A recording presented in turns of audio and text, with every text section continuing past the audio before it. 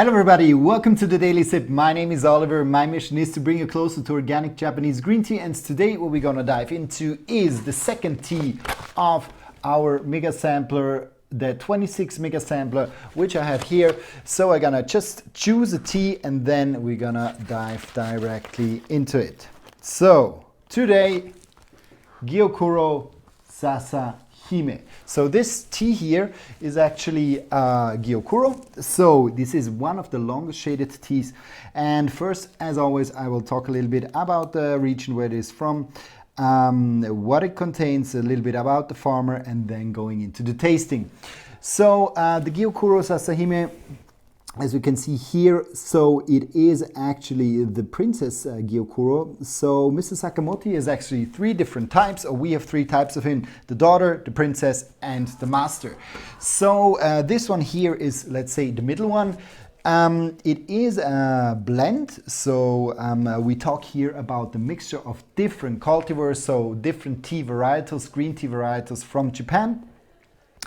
And situated this one here as well on the farm of Mr. Sakamoto, so in the south of Japan, on the island of Kyushu, really close to Kagoshima, around 45 minutes by car from Kagoshima in the mountains of the region. So quite interesting, the region broadly in the south. So the south also known for a broader variety of different green tea cultivars, so-called cultivars, varietals.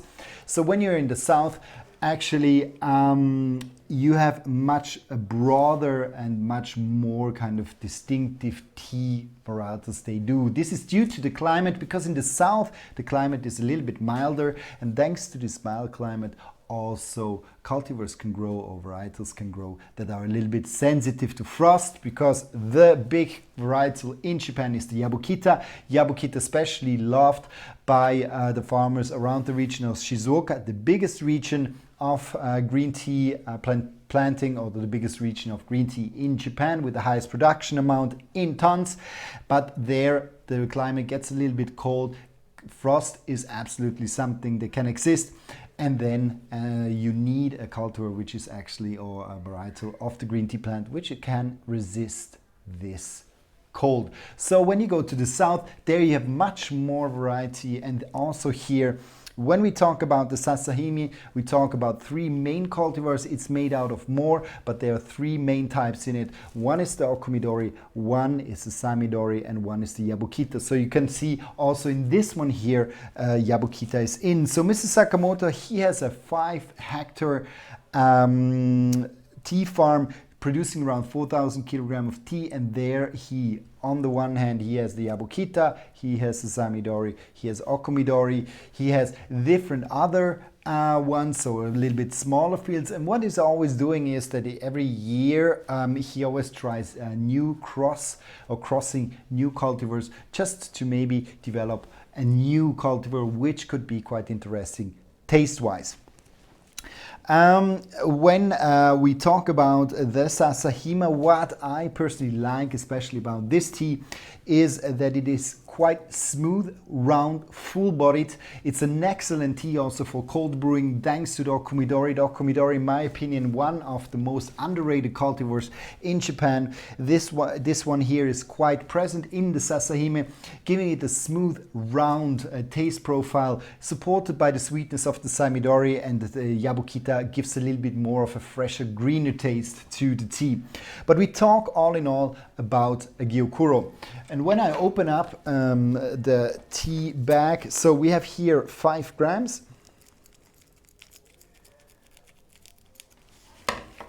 When I open it up, you will see it is a very, very dark tea. So I just put here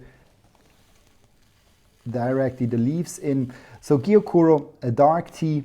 When you see these dark leaves, either you have a shaded sencha, so a kabuse sencha, which is shaded around 10 days, but here we really talk about a Gyokuro. Gyokuro normally shaded for 21 days. And Mr. Sakamoto applies this technique. Sometimes you can even find Gyokuro which is up to 28 days, but often these are non-organic teas because then the shading time is so long that then you might get problems just to stay keep the plant healthy and still functioning. Because the shading is a little bit of a stress phase, that's why also the plant absorbs a lot of nutrients, so the taste gets more intense, and also the plant develops more caffeine. That's why also Gyokuro is one of the highest caffeinated teas. In terms of smell, let's go into the smell of the tea. So very, very sweet. I have a lot of fruity. I have a little bit of, I like it. There's a little bit of a mix of mango and honey melon. That's what I get. That's also what I got yesterday when I tried the kukicha. But in comparison to the kukicha, where you have a little bit this haze flavor, here it's quite a round, sweet note. I got a little bit of late grassiness, so a little bit of summer grass. So this, I assume, is the Yabukita giving a little bit of this flavor profile to the tea. So what I will do is I will just take my Kyusu from yesterday. Normally I like to use a black Kyusu, but today I decided to use again the red Kyusu. Here we just pour in the 5 grams. 5 grams is often what I like to do with the tea as a tea amount, and this is also the sample size you will receive with your sampler. So Gyokuro, as it is a little bit tighter rolled, you're just gonna leave it in for a little bit of a longer time. So here we talk about 2 minutes, but in these 2 minutes I can explain you a little bit also on the caffeine level of the tea. So Gyokuro is known to be the strongest in caffeine. So what do we talk about? We talk about 130 to 140 milligrams per serving of 5 grams. This is around a stronger espresso, or if you talk about the Robusta coffee. Arabica is already a little bit lower, and it can be even that it is a little bit stronger than an espresso.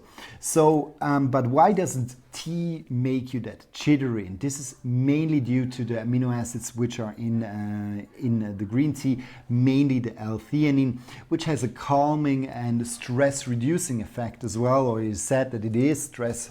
It has some properties for stress reduction and also anxiety reduction.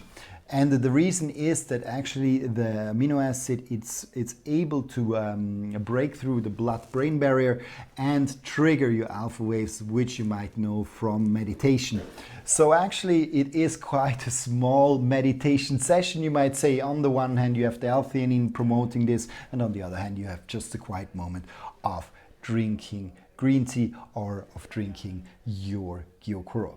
So good. So we give it a little bit more time, but on the temperature wise, maybe just to give you an indication, here I use now 140 degrees Celsius, Fahrenheit, which is 60 degrees Celsius. So this is the temperature which we suggest. Mr. Sakamoto even goes down to 40 to 50, but in my opinion, I like it when the tea has a little bit still of this the heat, and there's quite a good hot temperature of the water without that it burns the leaf. And 140 degrees for me is really a good temperature you can use. You can play around, you can see what you like. Don't go much higher than 140 Fahrenheit, 60 degrees, but you definitely can go lower. And as I said before, this tea is just amazing as a cold brew.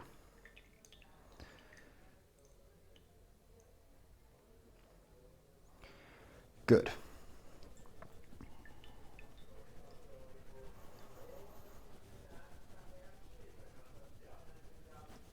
Voila. We try to get out all the drops. Very important. And what you can see, and this is typical for Gyokuros, you've seen there's yesterday, for example, when I did the brewing of the kukicha, you always have a little bit of a golden, kind of quite a golden color. Here it's very nice to see that it goes pretty nicely in this a little bit green, shade green color. It's not too intense, So you as well see that it's a little bit cloudy. You cannot see very well my finger, and this is also a sign of the richness of the amino acids. So the protein, sometimes maybe when you did your tea with your tea bag, sometimes you see there's a small shiny top, a little bit of kind of a nearly white top. This is a reason, or this is kind of sign that you have some proteins in your green tea, which finally are the amino acids. And with the Gyokuro, you definitely have a good amount. So let's go for the first tasting.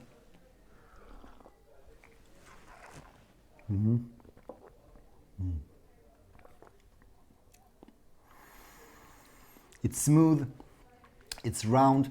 I get a lot of fruitiness.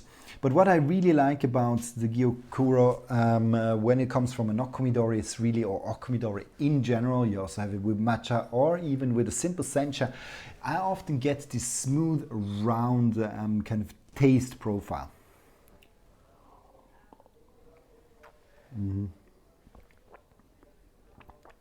There's a sweetness to it, but always with the Gyokuro, thanks to the shading as well, you get a little bit of it's not a salty kick, but there's kind of this marine breeze, and it is surprising when you start with your green tea journey in the Japanese green tea. So you definitely have really a kind of a round taste profile, but still you have a little bit this triggering savoriness, this marine note. So there's kind of a balance between the salty and sweet, and this is super interesting when you're going into the land of Gyokuro. At the beginning it's a little bit surprising, at the beginning it might be a little bit strange, but over time you really adhere the taste and then you're really looking for it. And I personally like just this round sweet flavor profile of the Gyokuro, of the okomidori, which is shown. You have a lot of sweetness, also lightness, but it's kind of a creamy, nearly nutty flavor profile you get from it. So very beautiful when you're discovering a little bit the sweeter side. In the end, you have a little bit kind of a fresher kick, and this I ascribe to the Yabukita. Now I will take a little bit less even. So sometimes you even see Gyokuro being brewed with only 30 milliliters of water, which is just 1 ounce. And there you really have a very strong extraction and a strong taste profile. So I will just leave this in for 20 seconds. You can, as soon as you brewed it once for 2 minutes, then you can definitely go to 20 seconds. The leaves are open, they give the taste directly to the water, so it's absolutely no problem. And now, let's see, you see it even got more intense in this kind of jade green color. So perfect in terms of color here. And what you can see as well is that kind of this non-shine through stays with the tea, so you can easily brew this tea up to 3 or even 4 times, so that's absolutely no problem. Let's go for the second tasting.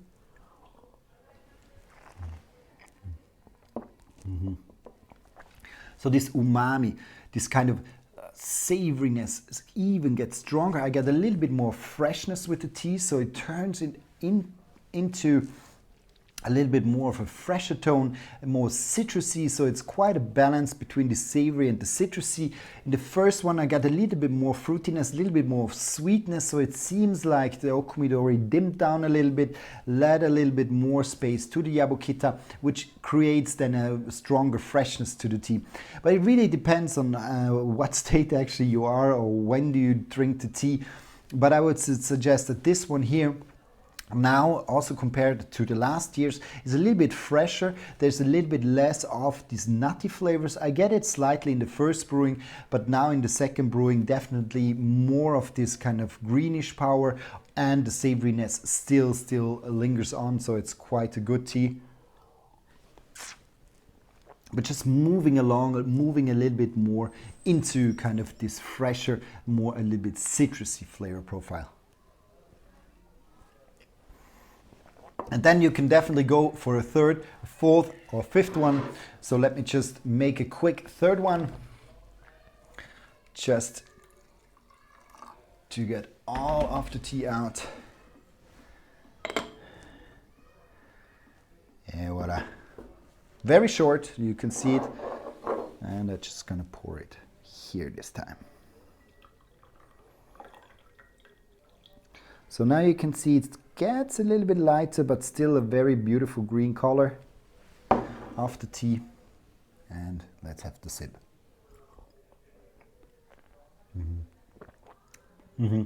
Now it starts to get lighter. There's more sweetness now coming back, less of the citrusy smoothness also the umami, so a little bit the savory flavor profile dims down a little bit.